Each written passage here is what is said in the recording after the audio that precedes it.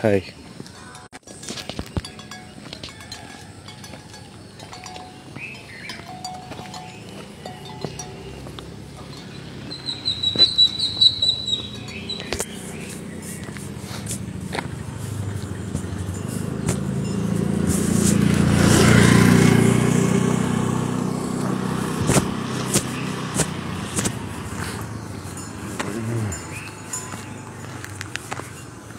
அதாவது ஒரு 2 இஷ்யூ இருக்குது. அது மாறக்கூடிய இஷ்யூன்னு சொல்ல முடியாது. அது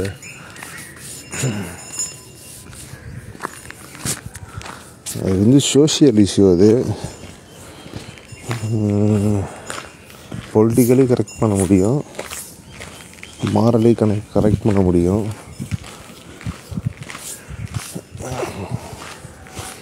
அது எப்படி நடக்குதுன்னு தெரிஞ்சிருச்சு. அது தெரிஞ்ச பிறகு நம்ம அதை ரெகுலேட் பண்ணியிருக்கணும்.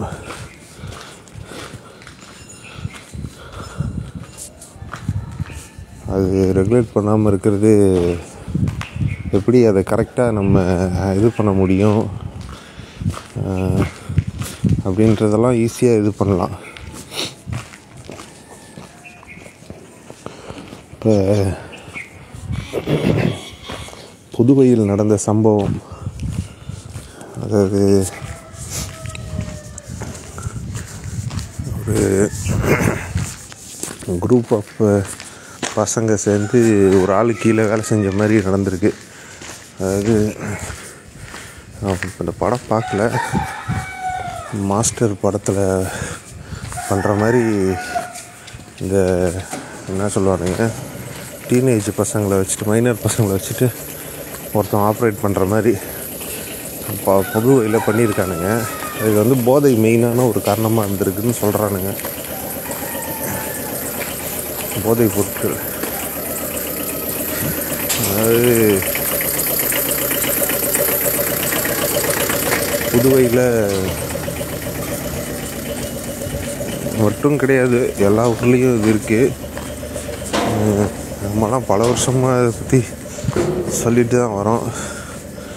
பின்னாடி பெரிய பெரிய ஜெயிண்ட் இருக்கிறானுங்க.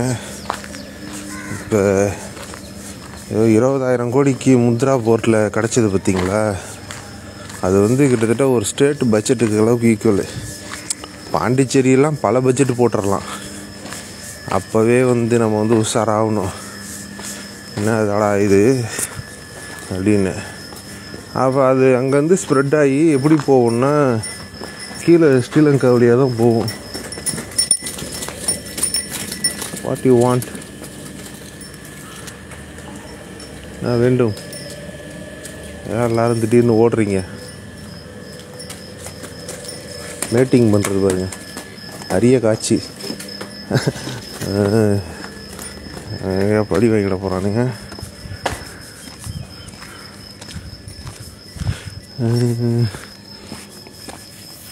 இப்போ ஆப்கானிஸ்தான்லேருந்து ஸ்டார்ட் ஆகி பாப்பீஸ் ஆப்கானிஸ்தானில் ஸ்டார்ட் ஆகுதுன்னா, அது பாகிஸ்தான்லேருந்து நீங்கள் இப்போ பஞ்சாப் இல்லைன்னா குஜராத் வழியாக உள்ளே ட்ராவல் ஆகி தமிழ்நாடு தமிழ்நாட்டிலேருந்து ஸ்ரீலங்கா போய் ஸ்ரீலங்காலேருந்து இன்டர்நேஷ்னல் மார்க்கெட் எடுக்கும். இது 20 வருஷத்துக்கு முன்னாடி நான் கேள்விப்பட்டது. இன்னமும் அது நடக்குது. டிஸ்கவரி சேனல்லே, நேஷ்னல் ஜியோகிராஃபி சேனல்லே போட்டானுங்க இதெல்லாம். இன்னமும் அந்த பாதை இருக்குது, இன்னமும் அந்த இன்டர்நேஷ்னல் ரூட்டு நடக்குது. இந்த நாட்டு கூட சண்டைன்னுவானுங்க, எல்லாமே சொல்லுவானுங்க. ஆனால் பார்த்திங்கன்னா இந்த எக்ஸ்போர்ட் நடந்துக்கிட்டே தான் இருக்குது. இது நம்ம தடுக்கணும்னா தடுக்க முடியும். அதில் மாற்றவங்க தான் இந்த சின்ன சின்ன கேட்டகரிஸ் எல்லாம். அந்த பெரிய கேட்டகரி மாட்ட மாட்டேங்கிறானே பாருங்க.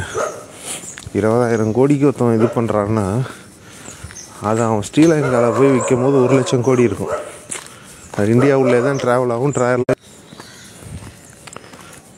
கேங்காக இருப்பானுங்க. அதில் இவனுக்கு செய்கிற க்ரைம்லாம் பயங்கரமாக இருக்கும். வழிப்பறி, கொள்ளை எல்லாமே இருக்கும்.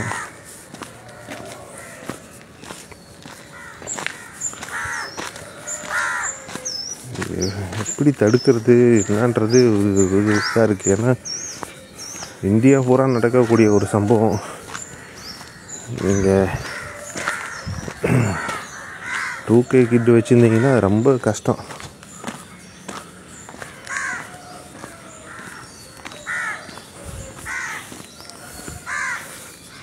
தடுக்கணுன்னா மிகப்பெரிய அளவில் ஒரு திறமையுள்ள ஆள் தான் தேவை.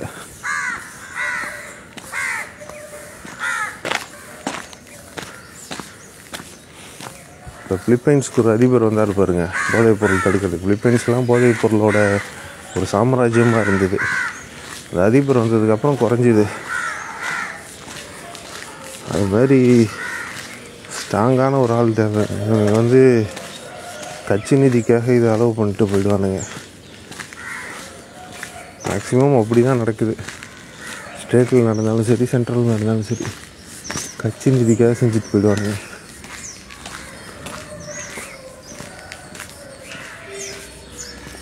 அதோட பின்னாடி தாக்கம் என்னன்றது தெரியாது. அவனுங்க பிள்ளைங்களே அதுக்கு அடிமையாகிடுவாங்க, அதில் பலியாகிடுவாங்க. அவனுங்க பிள்ளைங்களே ரோட்டில் போகும்போது ஒரு வழிபறி நடந்துடும். அது அவனுங்களுக்கே தெரியாது. அது ஒரு இடத்துல தொடங்கினா திரும்பி சுற்றி அதே இடத்துல நிற்கும் க்ரைம்.